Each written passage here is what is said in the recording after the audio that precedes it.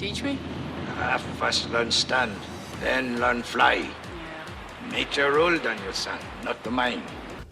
I know what you're trying to do. I'm trying to free your mind, Neo.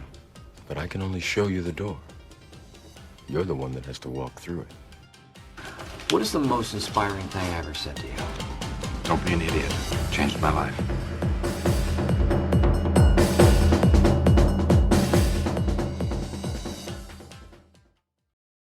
Welcome to the Cybersecurity Mentors Podcast. I'm John Hoyt. And I'm Steve Higuereta. We are here to be your guides for all things cybersecurity mentorship. Join us as we explore the stories, insights, and invaluable lessons shared by mentors and mentees alike. We are here to empower and inspire you on your cybersecurity journey. So get ready for a deep dive into the world of cybersecurity mentorship. All right. Hey, everyone. So John, you just got back from a very cool competition. So SECCDC. So for all of you listeners who don't know what this is, John is going to give us a quick rundown. Yeah, let's do it.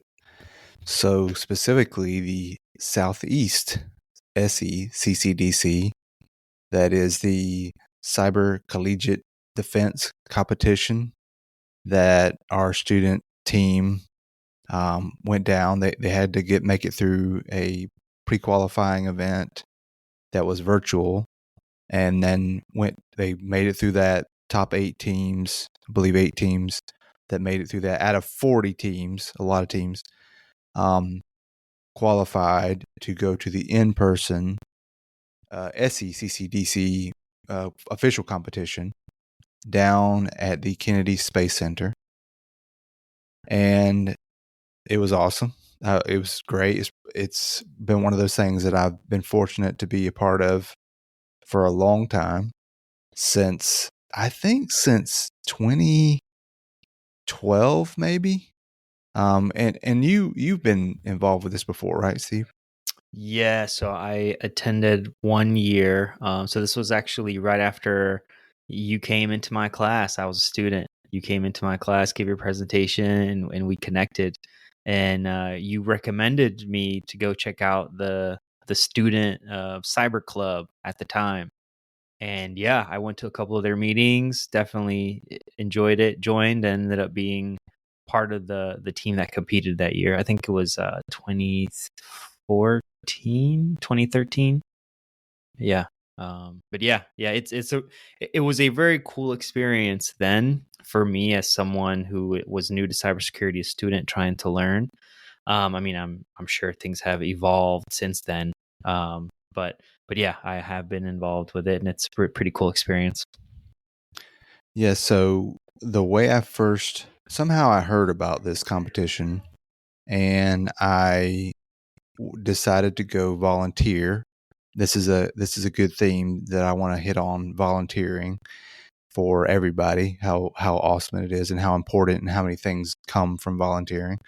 But I volunteered to be a part of the SECCDC Red Team, and meaning that I was going to go down there and get to beat up on students. And this was before we ever had a team, but I went down, participated in the competition, just helping beat up students and hack students and their different college teams, and had a great time. Met people that I still talk to today, that I still keep in touch with during that volunteering. Came back and talked to a professor here at Clemson about it. His name's Dr. Goaskin, and he's no longer here at Clemson.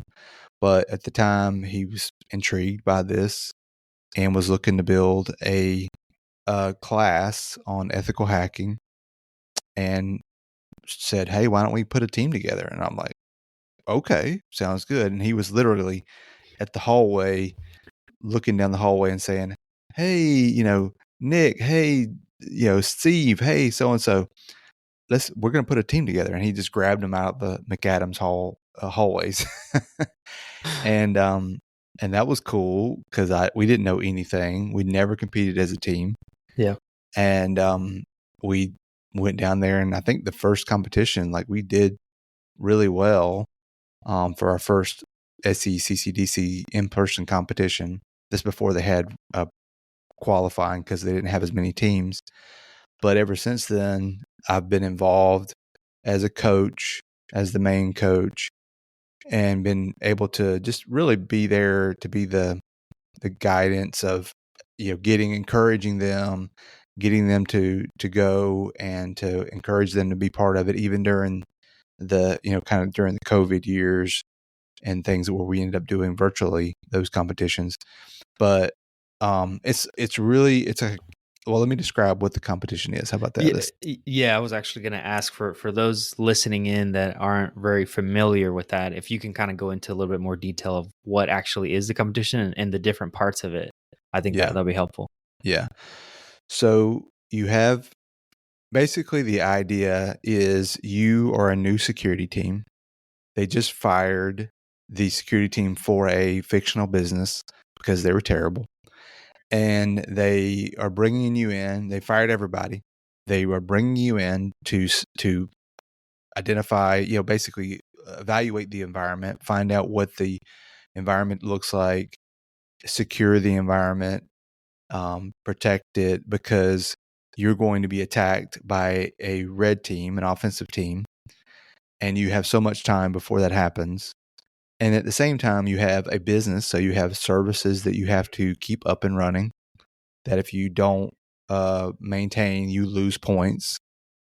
And on top of that, you have injects, what they call injects, and really they're like business things, business tasks that you need to do, where, for example, the CEO of this fictional company says, hey, we need to add up, 50 more users, or we need to stand up a new service for this product or whatever. And they usually have cool themes around the businesses. Like this most recent one was, because we were at the Kennedy Space Center, it was space themed, right? You had a vessel even that you had to protect from the adversaries. Wow. So that was pretty cool. Yeah. So yeah, that's kind of the general idea. And more specifically, you usually have 3 or more Linux servers, 3 or more Windows servers, a firewall, a network, and all these things that you have to protect that are running many services and different services that you have to keep up and running. And they're all vulnerable. They're all super misconfigured. You probably remember those. I do. That time. Yeah. Yes, I do. So I was part of the Windows team, which before I even joined the club, I knew zero about any Active Directory, anything Windows that wasn't just basically using my machine. So yeah, it was very interesting for me to learn on the go. So you started off by volunteering. That's how you found, I guess, this competition, and you volunteered in the red team. So can you go a little bit about talk a little bit about your experience then, like just coming in, like how did you hear about it, if you remember, and then when you were there and participating on the red team, like what was that like? Like what did you see? I don't know how I heard about it. I don't remember. But it was close enough. It was in Atlanta at Kennesaw State University, and it was another university that it was being hosted at. So usually, I get kind of reach out to those folks easily. And I didn't know what to expect. Like it was a leap of faith, kind of it's stepping out of my comfort zone for sure. And that's another thing we've talked about, just, those skills of getting out of your comfort zone. But I definitely did, because I didn't know anybody on the red team. Like I walk up and I'm just this goofball who, I think at that time I may had done a little bit of, like I had maybe a certification, for a SAN certification in doing penetration testing, maybe done one penetration test. Like I didn't know anything. And these guys are full time. This is what they do. Wow. Right. Yeah. This is their job. Yeah. So I walk in, and usually they all know each other. I don't know anybody. I'm here. They're like, who is this guy? They didn't know who I was. And I'm just kind of watching at first, observing and watching what they have up on the board and how they're doing things. And so I just started doing like some very basic stuff, and asked like, "Hey, who can I help?" But yeah, that was the other thing. Like, "Hey, who needs help? Is there something I can do to help you?" And that was cool. Because then I'm providing, oh yeah, go scan these guys and let us know the results you get back, right? And I was just being there. And in one specific case that came into mind that was just a cool thing that I had learned was somebody was like, "Hey, I need. Does anybody know how to ping a service so that you know if it goes down?" And I just, for some reason, I had learned that recently. And I was able to say, "Oh yeah, here's this little script you can run, and it'll just actually audibly give you a ping every so many seconds and let you know it's up." And it's kind of annoying, but anyways, it does work. And I offered that to one of these elite red team guys, and he was like, "Oh, cool, that works. Thank you." And so that gave me a little bit of credence. It's like, oh, okay, he knows something. And just tried to be mostly just there as an observer and helped with fundamental things, nothing fancy, Yeah.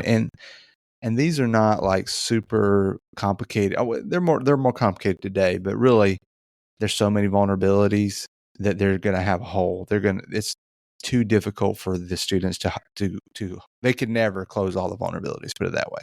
Right. Yeah. So that was just my first experience, and getting to meet these full-time red teamers.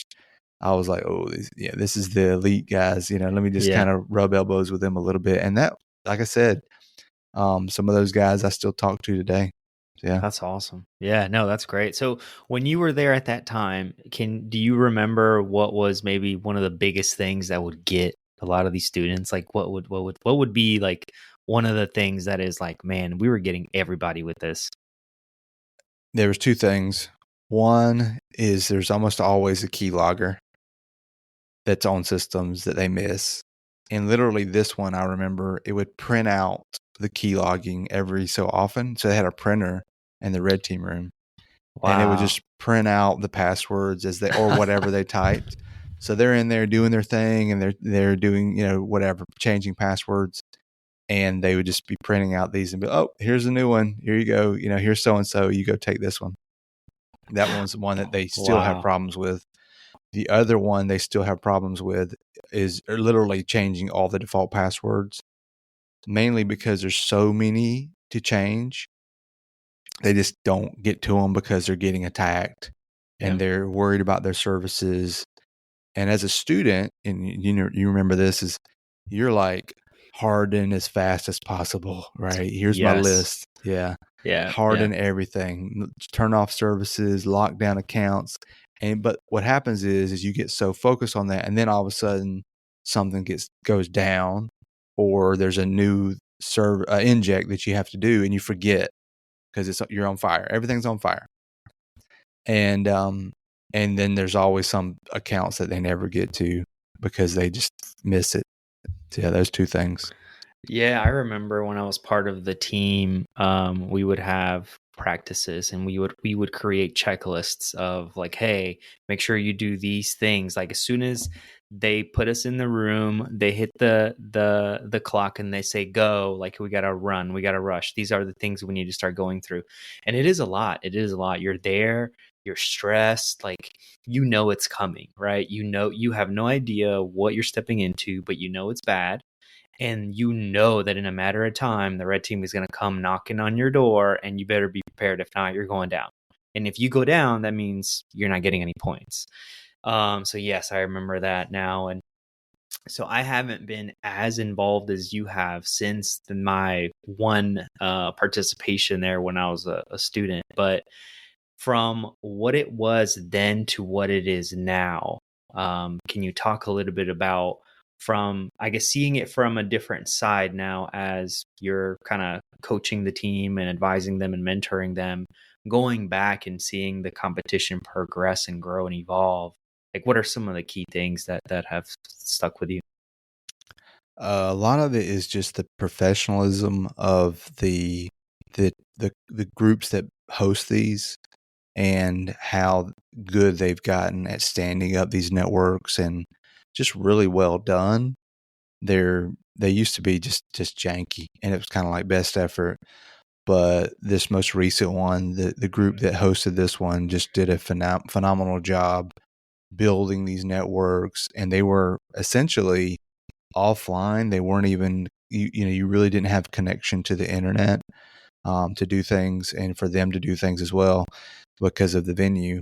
But just a really well built environments that was really impressive. The other thing is they had 27 red team operators, 27 operators Wow. for 8 teams. Like, used to, you might have 6. You didn't have that many. So you were always outnumbered for the amount of things you could do as a red team person volunteering. Now it's like they just had it on lock. They had enough Wow. people, and their organizational skills, they're like bringing in the elite of the elite offensive operators. They're not just me. They're not just bringing in John here to, I probably wouldn't be able to get in now. But yeah, they're bringing in these guys that are just top notch, and they're very well structured. I think the report that they showed in this most recent one was like all the things they did. It was a graph, all the things that they did to all the teams by type. So it was like, exploitation, information gathering, and you could see how they charted out all the things they did over the whole competition by day, and this is very professional, which Wow. it means they're getting in and they're kicking butt.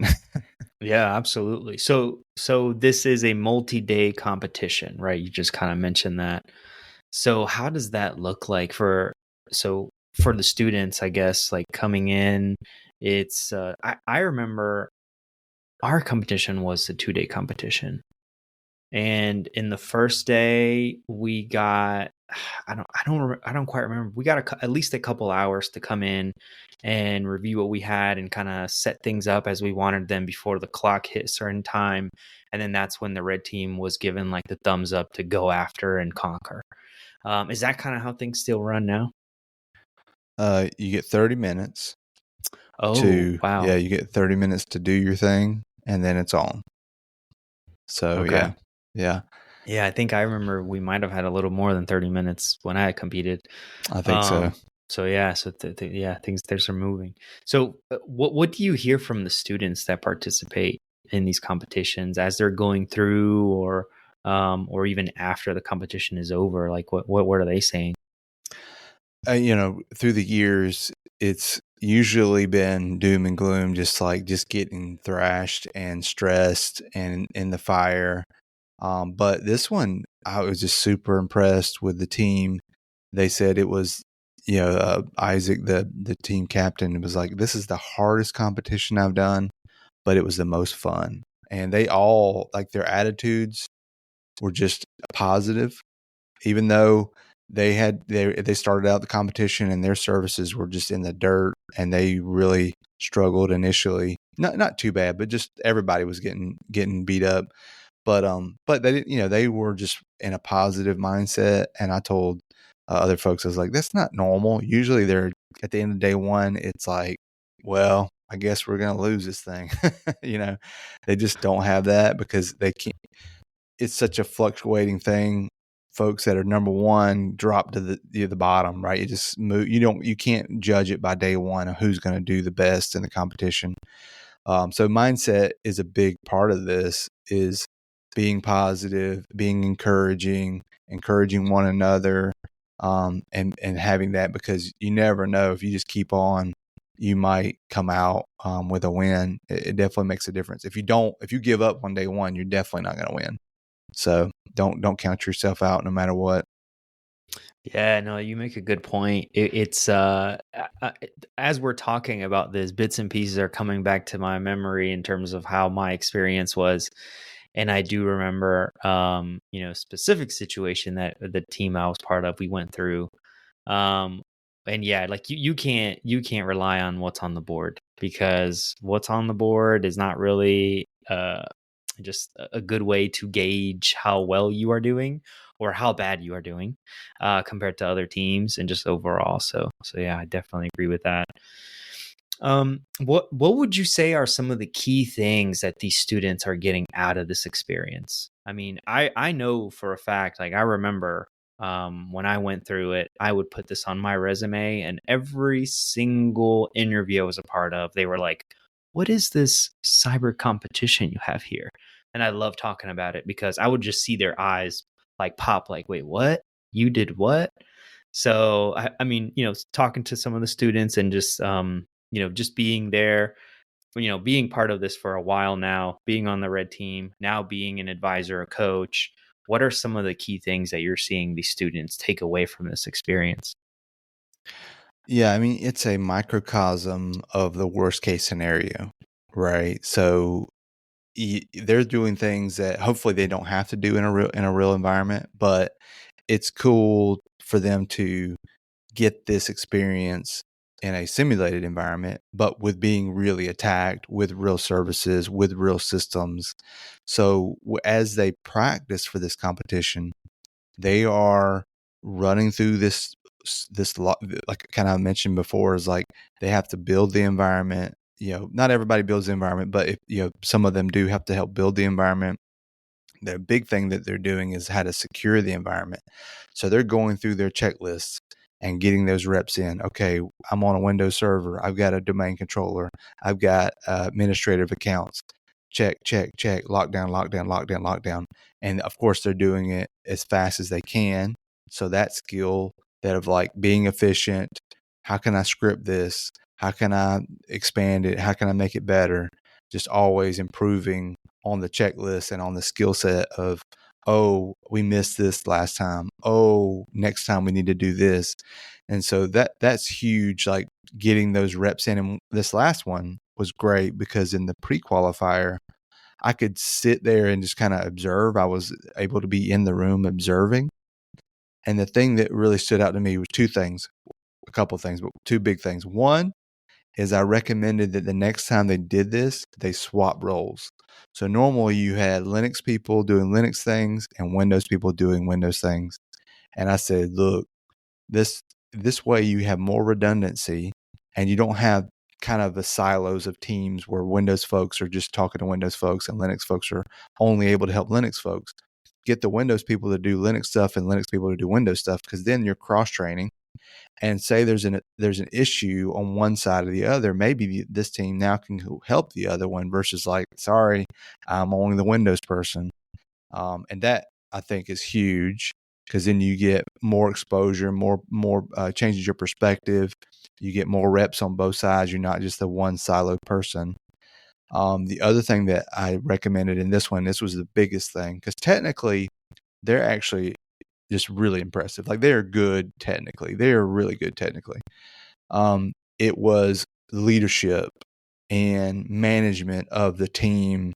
And I recommended to the captain, I said, listen, you can't be in the weeds fixing problems and see the big picture.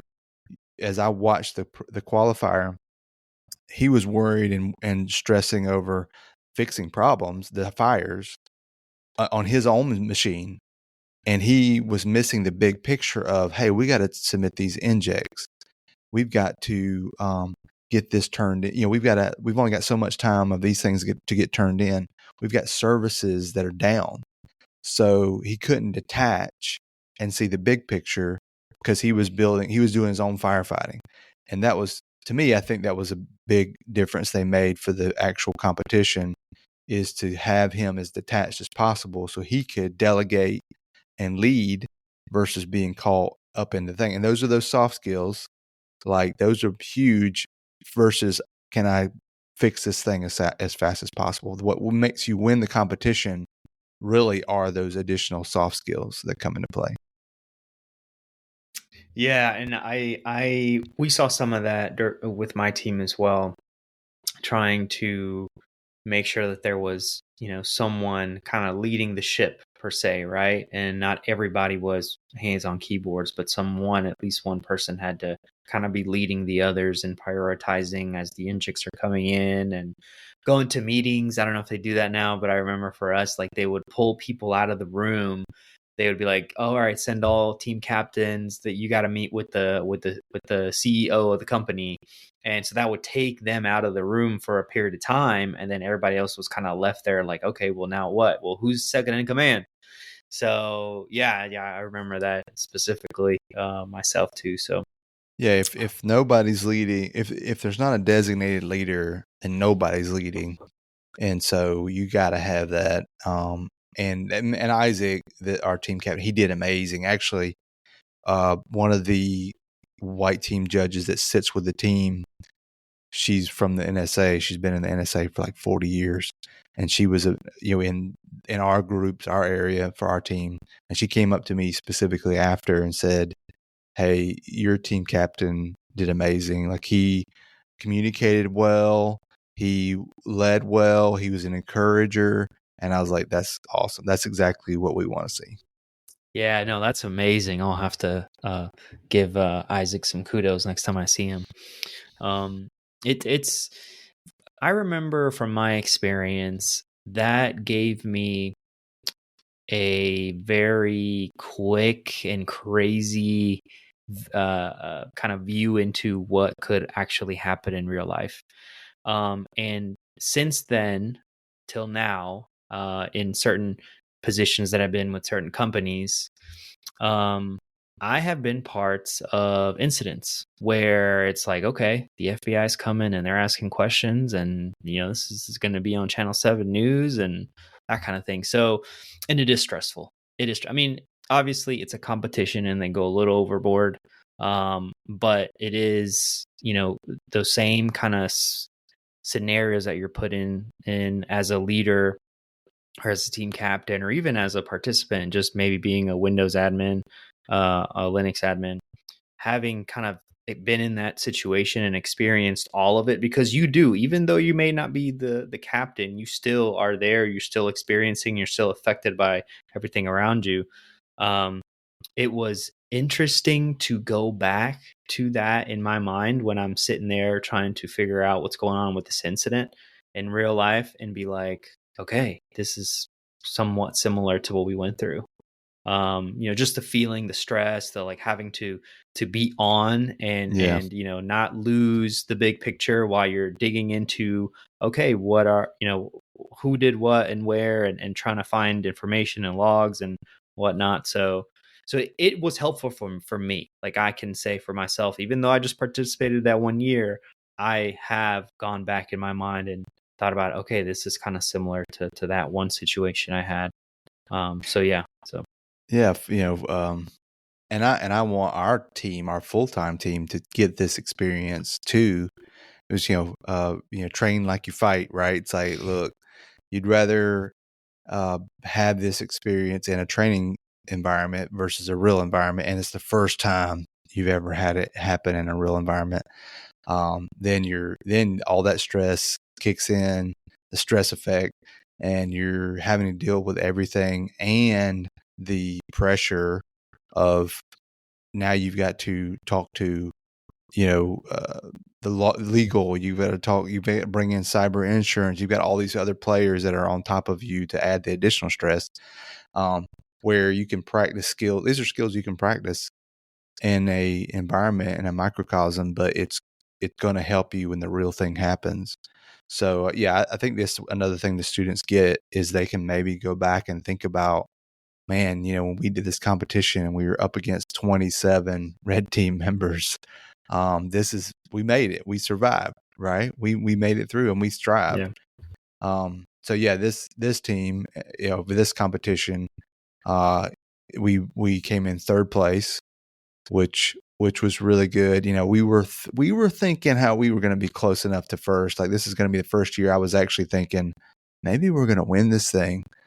Just because of how well they operated. At the end of it, they are like cheering and excited, and that's not normal. It's just the teams that they go up against, they just have a lot more resources than the current team does. I'm the coach, but I've got a day job, right? And I'm being the CISO, so I can't always be there to help them and support them, and they do really well based off of that. I think some of these other teams, and I don't know this for sure, but I think they have like staff, faculty that are pretty much just there to help them win these kind of competitions. And I think that would be awesome. It's just we're not there yet. We're the scrappy team, and we come in and we do great, but we got to level it up. And so I'm thinking of other ways to help level it up. But yeah, I mean, just having this competition, it takes volunteering. Going back to that topic, I mean, I was gone Friday, Saturday, Sunday. I drove down Friday, came back Monday, all day on the road, and it takes a lot of time, right? I'm taking time away from my family, but like it's stuff that I think they wouldn't have this opportunity if I couldn't be there. They may not have been able to compete, right? They don't have a backup coach. And at the time, like getting down there, it stinks. But when you're there, you're like, man, this is so cool. I'm just so happy I have this opportunity to be there to help support them and encourage them, and then see them do well is worth it. It's worth it.